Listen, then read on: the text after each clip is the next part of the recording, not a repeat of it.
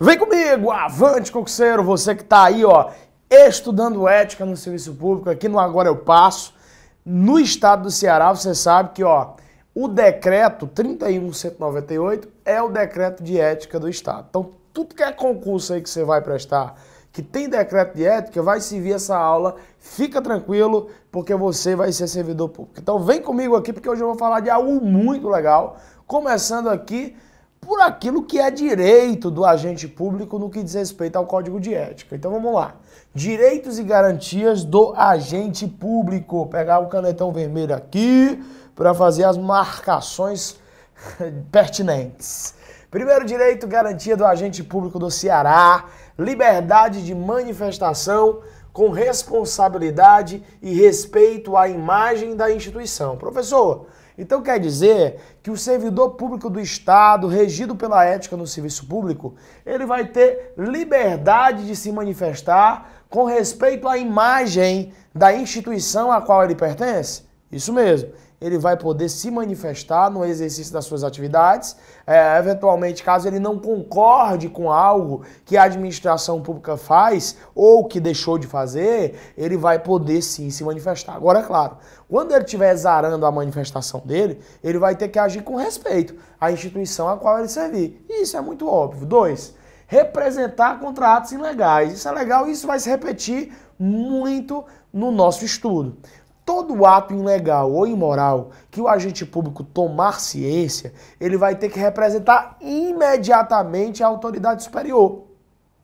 Se ele não representar esse ato ilegal à autoridade superior, ele vai responder pela merda que eventualmente o próprio agente fez. Ele vai responder em parceria, porque ele foi conivente com o erro que às vezes o seu par, hierarquicamente falando, realizou, ou até o seu superior hierárquico. Como assim, professor? Isso mesmo. Se o superior hierárquico de um agente público realizar um ato ilegal ou imoral, o que é que ele vai fazer? Ele vai ter que representar a autoridade imediatamente superior àquela que expediu o ato ilegal. Ou seja, ele vai representar ao chefe do seu chefe. Não esquece e não deixa de levar isso para a prova. 3. Sigilo das informações de ordem não funcional. Ele vai ter direito de ter o sigilo de informações de ordem não funcional, bem como atuar em defesa da instituição pública a qual ele pertence, ter ciência do teor de acusação e vista dos autos quando estiver sendo apurada conduta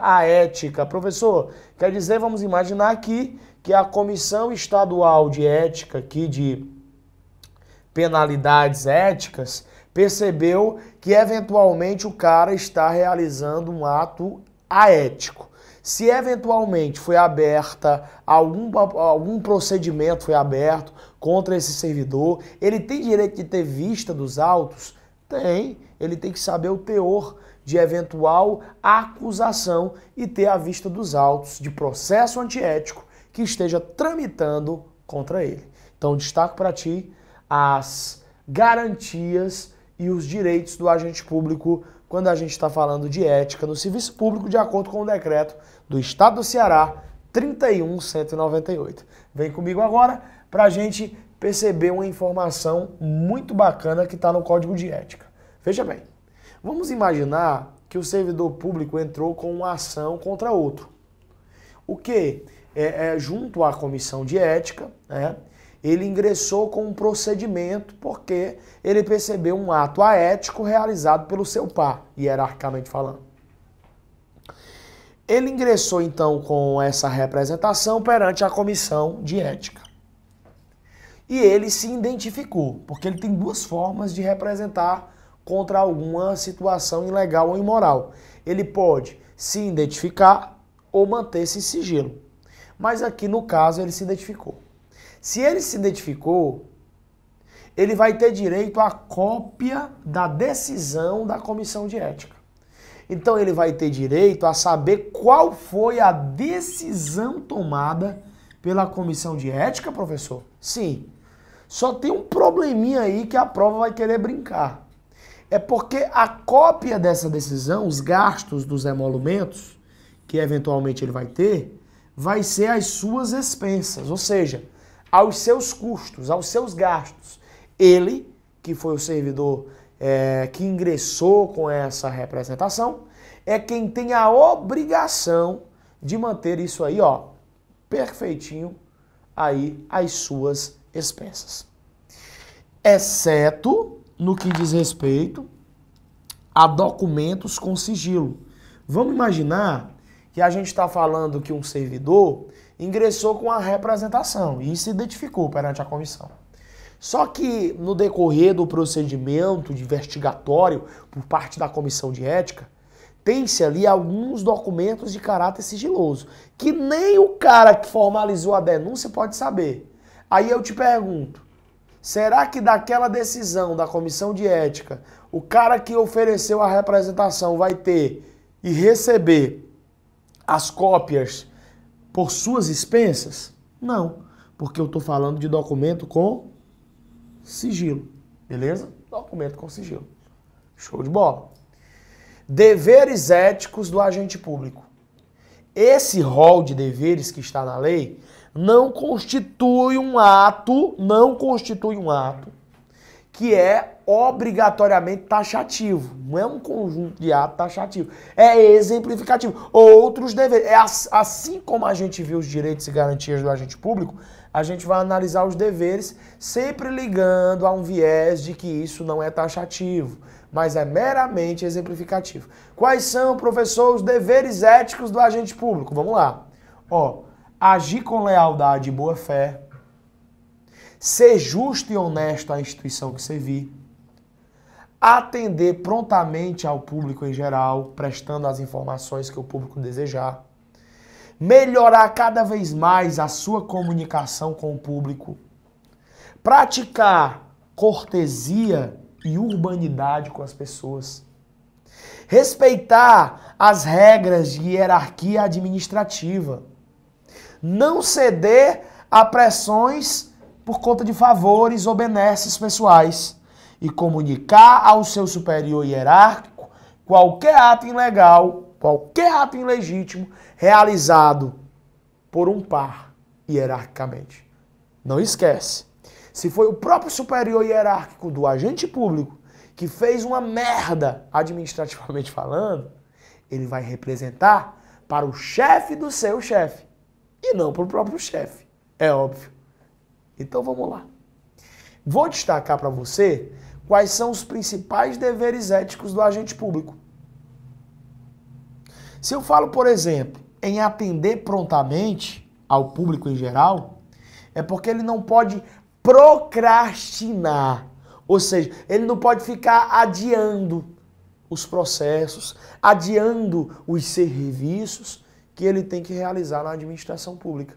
O agente público, não esquece, de acordo com o decreto 31.198 aqui do Ceará, ele vai ter que ter sempre na sua vida profissional o atendimento ao princípio da presteza e da tempestividade. Não esquece disso.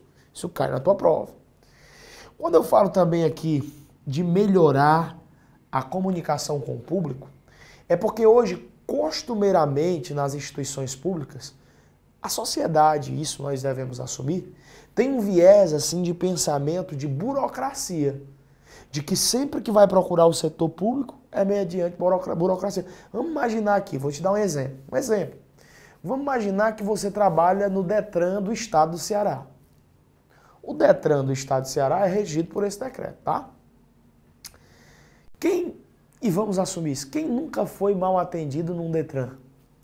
Quem muitas vezes não viu uma burocracia para um atendimento num Detran? É bem comum nós vermos isso. O que deveria ser feito é o melhoramento da comunicação. Quem muitas vezes teve que ir lá, aí voltou para fazer o serviço, aí depois teve que ir de novo, aí voltou de novo, deu 4 viagens para poder resolver a situação. Muitas vezes, o que não se teve ali foi uma comunicação adequada. Adequada entre quem? Entre o agente público e o usuário do serviço público. Não foi transmitido com perfeição a mensagem. Por isso que o usuário do serviço público teve que dar tantas viagens, idas e vindas à instituição pública. Quando a gente fala melhorar a comunicação pública, então, isso aqui também é corolário do princípio da eficiência. Respeitar a hierarquia administrativa. Ainda que você não goste do seu chefe, ainda eventualmente que você não goste da autoridade administrativa a qual você está subordinado, não esquece, você está subordinado a ela. Não gosta? Pois respeite, sabendo que aquela pessoa vai comandar você. Juridicamente falando, ela está acima de você. Então, ó, respeito a hierarquia administrativa. Não ceder a pressões, a insistências do usuário do serviço público por motivo de favores ou benesses pessoais. O cara te diz, ô meu filho, é o seguinte, eu facilito a sua vida. Eu facilito a sua vida aqui no serviço público, eu sou seu chefe, e facilito a sua vida aqui no serviço público se você realizar esse procedimento que é ilegal. O que é que você vai fazer? Você vai representar contra essa ordem, porque a ordem de seu chefe foi ilegal. Você não pode ceder a essas pressões. Beleza? Eu destaquei então os deveres éticos do agente público, de acordo com o decreto 31.198 do Estado do Ceará. Vem comigo agora, a gente falou dos direitos, a gente falou dos deveres, agora a gente vai falar das vedações ao agente público. O que é vedado ao agente público de acordo com o decreto 31.198? Utilizar-se do cargo público para proveito pessoal, imputar um fato desabonador a outro que sabe que é uma inverdade, ser conivente com erro ou com infração que você percebeu, usar de artifício ardio ou fraudulento para adiar o teu trabalho, aquilo que tu deve fazer naturalmente, permitir que qualquer situação de ordem pessoal atrapalhe o teu trabalho. Às vezes você se intriga com um colega de trabalho e deixa com que picuinhas de ordem pessoal interfiram no trabalho. Meu brother, você pode ser até intrigado do cara, mas lá fora, dentro da instituição pública, vocês trabalham para avisar ao bem da coletividade, ao interesse da coletividade, ao interesse público. Faltar com a verdade com o usuário do serviço público, tu não pode. Dar o seu concurso, ou seja, dar a sua participação à instituição que trabalhe com ilicitude, que promova a indignidade da pessoa humana, que promova o racismo, que planeje defender o uso da droga, o tráfico da droga, ou qualquer ilicitude que o Brasil, obviamente, condene. Ligar seu nome a empreendimentos que promovem-se e que só podem ocorrer mediante ilegalidade. Existem diversos, tá? Existem diversos empreendimentos, inclusive aqui no estado do Ceará, e eu digo por experiência de ser já pertencente à estrutura de Ministério Público, vou te dizer, improbidade administrativa aqui é aos quilos. E existem muitos empreendimentos que tem servidor que muitas vezes exerce sociedade empresarial que tá ligado à porra do empreendimento que na verdade é totalmente ilícito. É uma empresa que funciona só para agariar recursos públicos por desvio de verba pública. Aí o cara tá lá participando, colocando o nome dele na cara do empreendimento, na capa do empreendimento. Isso é vedado. Estou falando que, ó, e aí, inclusive, isso é importante que nós salientemos. As vedações que nós estamos aqui analisando são vedações ligadas à ética no serviço público. Eu não estou trazendo ainda abertura de inquérito administrativo ou abertura de sindicância contra o servidor público, não. Eu estou falando de ética.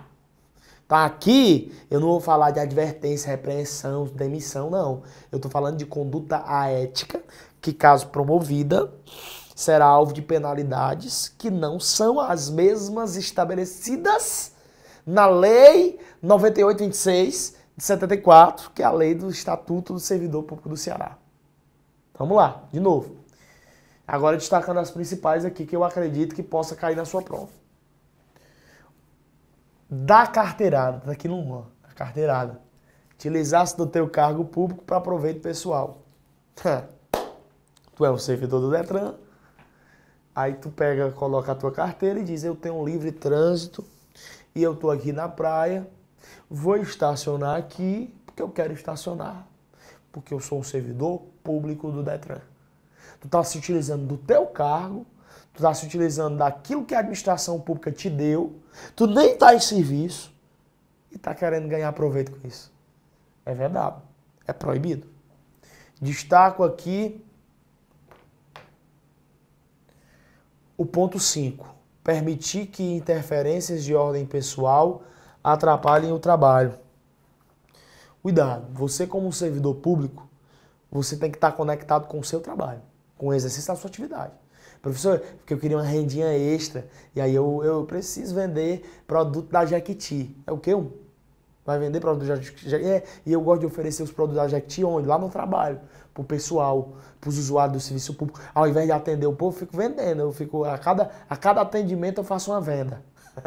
Claro que isso é proibido. E, obviamente, só para dar uma palhinha para você, esse negócio aqui vai fazer com que você também caia na 9826, tá? Tu vai ser, até poder ser demitido do serviço público, tá? Professor, destaque outra aí. Imputar fato desabonador a outro que você sabe que é inverdade. Isso aqui é levantar falso testemunho. Pronto? Aí eu vou falar no levante de falso. Então, se o cara levanta falso testemunho contra uma pessoa, se o cara calunia, se o cara difama, se o cara injuria, além de ter a responsabilidade penal, e a gente já vai falar que essas responsabilidades são independentes, ele vai se queimar aqui administrativamente falando. Professor, me fale sobre as sanções éticas, professor. Veja bem, eu só quero que você leve para provar 1, a 2 e essa daqui que é o asterisco. Vamos lá, em palavra-chave, quais são as sanções éticas previstas no Decreto 31.198? Primeira sanção ética vai ser a advertência ética. A advertência ética é para o cara que está na atividade, é para o cara que está executando as suas atividades. Ele está no exercício das suas funções. Se ele está no exercício das funções, ele vai sofrer uma sanção ética, de advertência ética. Professor, se ele já perdeu o cargo público, hein? Ele não está mais no exercício das atividades. Ora, se ele perdeu o cargo público, eu não chamo advertência ética, eu chamo censura ética. Obviamente, a gente vai falar que essas instituições, essas situações, terão a comissão de ética responsável pela instituição. Se eu estou falando de um terceirizado que pertence a um órgão público do Estado, de acordo com o decreto de ética, ele vai ser substituído. Existem 3 responsabilidades aqui. Existe a responsabilidade penal, que vai tratar dos crimes e das contravenções. Crimes e contravenções. Existe a responsabilidade civil. Ela vai estar intimamente ligada ao patrimônio. Ela pode ser omissiva ou comissiva, dolosa ou culposa. Existe a responsabilidade administrativa. A responsabilidade administrativa, obviamente, vai estar ligada ao cometimento de ilícitos administrativos. A responsabilidade civil do agente, é do tipo, da administração pública, é do tipo objetiva. E do agente público que fez a merda aqui, vai ser o quê? Subjetiva. Subjetiva. Como assim, professor? É porque se eventualmente algum dano após a realização de um ato ilícito administrativamente falando, realizado pelo agente público, é possível que se gere um dano ao particular, sim ou não? O que é que vai acontecer? A administração pública vai indenizar o particular. Aí depois da sentença judicial transitada em julgado, a administração pública vai lá na vida do servidor e diz, ei, me devolve de volta aí o que eu gastei com aquele particular, danadão. Tu lembra daquela indenização de 10 mil reais para particular, daquela bosta que tu fez lá? Pois agora eu quero de volta. A administração tem direito de exigir. Por isso que nós dizemos que a responsabilidade civil aí que o servidor, que o agente público terá, é a responsabilidade civil subjetiva. Belezinha? Show de bola? Legal? Bora responder a questão? Bora? Vem comigo agora na tela e vamos responder questão. Já na tela, Humbertão, taca aí para a gente poder começar. Vamos lá. Diz o seguinte. De acordo com o decreto 31.198, deixa eu só puxar aqui a canetinha, pronto. De acordo com o decreto 31.198, Código de Ética e Conduta da Administração Pública Estadual, assinale a alternativa correta no que tange aos princípios. Ainda sobre os princípios, ó. O princípio da honestidade significa agir em conformidade com o direito, com lealdade, ciente da conduta correta. Ciente da conduta correta. Esse aqui é o princípio da boa fé. Princípio da impessoalidade significa atuar com senso de justiça, sem perseguição ou proteção de pessoas, grupos ou setores. Perfeito. Princípio da impessoalidade, só lembrando, quero relembrar isso aqui para você. O princípio da impessoalidade, ele tanto está ligado à ética no Estado de Ceará, que é o decreto 31.198, como está ligado à Constituição Federal de 88, precisamente no artigo 37. Artigo 37 da Constituição Federal, tá? Então, assim, quando a gente fala de impessoalidade, a gente está conectado aqui ao tema da Constituição Federal e ao tema da ética. Princípio C, da moralidade, significa manifestar a decência. Decência é dignidade, então tá errado. Dignidade e decoro, é o princípio da dignidade e decoro. Eficiência significa realizar as atividades com agilidade. Agilidade é o quê? Presteza. Então, realmente, o gabarito é B. Próxima questão.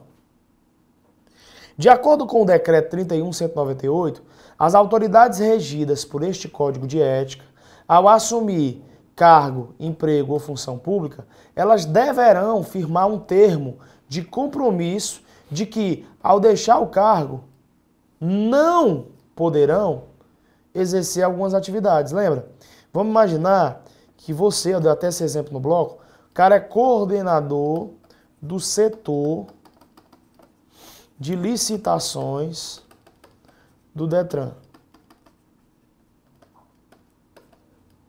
Se ele deixou o cargo público e assumiu um termo de compromisso, assinou o termo de compromisso, ele vai ter que ficar por 6 meses sem se relacionar com uma pessoa física ou jurídica, em que profissionalmente, obviamente, ele tenha se relacionado durante o período em que ele estivesse trabalhando. Não é 6 meses, pessoal? É 6 meses ou não? Sim. Então, gabarito, item D de dado. Fácil. Próximo. De acordo com o decreto 31.198, a violação das normas estipuladas neste código sujeitará o infrator a advertência ética, advertência pública, censura pública e censura onerosa. Vamos lá. Quais são as chamadas e conhecidas sanções éticas de acordo com o decreto? As sanções éticas são, vamos colocar as 3 aqui logo organizadinho. Quando eu falo do cara que está na atividade, ele está exercendo bonitinho as suas atividades, a gente fala de uma coisa. Quando a gente fala do cara que está na inatividade, a gente fala de outra coisa. Quando a gente fala do cara que é terceirizado, a gente vai lembrar de quê? Vamos lá. Atividade, a gente vai lembrar da advertência ética. Advertência ética. Falou de inatividade, a gente vai lembrar de quê? Censura ética. Algumas provas de concurso vão chamar essa censura ética de censura pública. Dá no mesmo. Então, se aparecer censura pública no lugar de censura ética, tá certo. Terceirizado vai ter uma penalidade, de acordo com o decreto de ética, que é a substituição. Então, fechou. Essas são as 3 sanções éticas. Logo, o gabarito dessa questão só pode ser o item C de casa. Item C de casa. Censura pública, beleza? Ó, tudo o que você viu, tudo, absolutamente tudo que você viu nesses blocos é o que é necessário para você gabaritar as suas questões de ética. Eu estou dizendo para você, tá certo? Continua firme. Essa reta final do teu concurso ela é importante, cada vez mais, para você resolver questões. Pega o maior número de questões, faz questionário. Você, obviamente, tem que ter um método diferenciado da concorrência, porque senão você vai ser só mais um. E você não nasceu para ser nota 7. Você nasceu para ser sempre acima da média. Beleza? Força na guerra. Isso aqui é uma guerra, uma batalha, mas com timbre e vontade, você vai sair vencedor dessa empreitada. A gente se vê na próxima. Continua derramando sangue nos livros. Louco para pagar imposto de renda. Valeu!